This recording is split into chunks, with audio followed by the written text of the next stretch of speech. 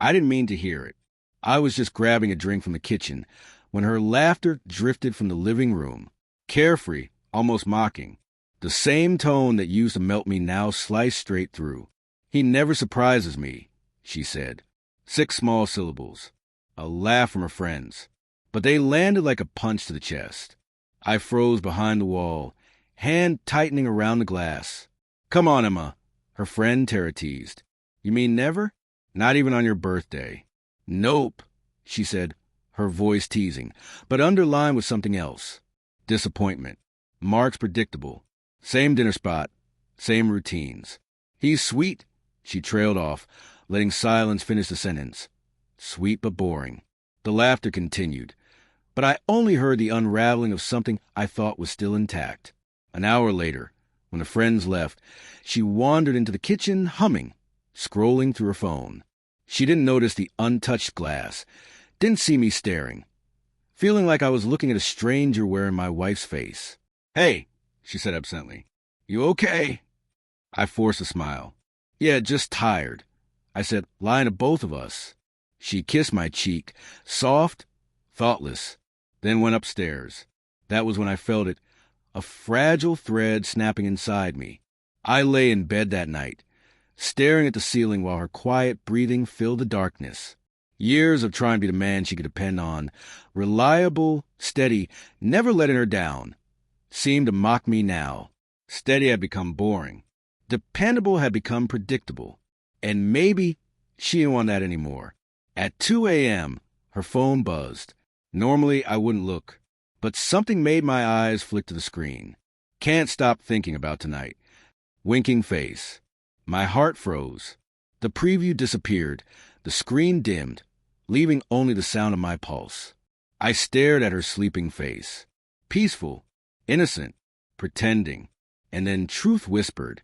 The next day, I watched her closely, subtle smiles at breakfast texts, slipping her phone face down when I came near.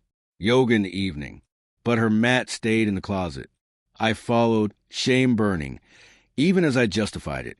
Her car stopped outside a quiet bar downtown. Inside, my wife laughed with a man I didn't know. Her hand brushed his arm. His smile, confident, easy, was one she hadn't given me in months. I didn't confront her. Not yet. I just watched, every breath sharp, feeling unreal, like I was in someone else's story. That night she came home, acted normal, kissed me goodnight, said, "Love you." I whispered under my breath, "Yeah, I bet you do." I didn't sleep. I planned. Not revenge, clarity, truth. 2 nights later, she mentioned dinner with Tara. I nodded. Sounds fun. Later, I called Tara. "Dinner?" Tara asked. "No," she said. She said she had plans with you tonight. Confirmation.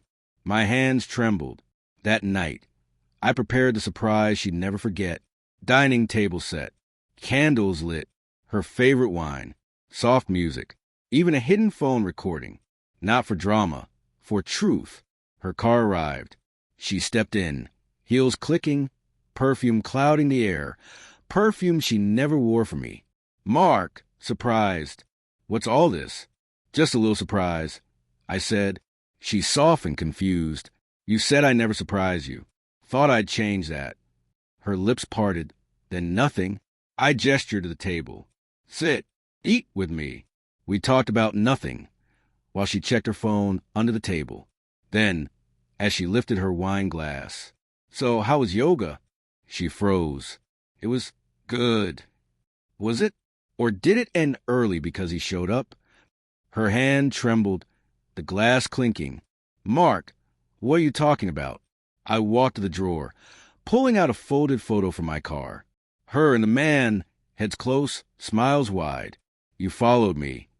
"I watched," I said, "because I couldn't believe it until I saw it." "You said I never surprised you, Emma." "Well, surprise." Tears welled. "Mark, it's not what it looks like."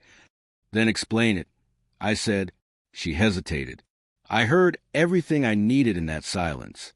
I picked up the phone, stopped the recording, slipped it in my pocket. "I'm not angry," I said softly, voice cracking. "Just done."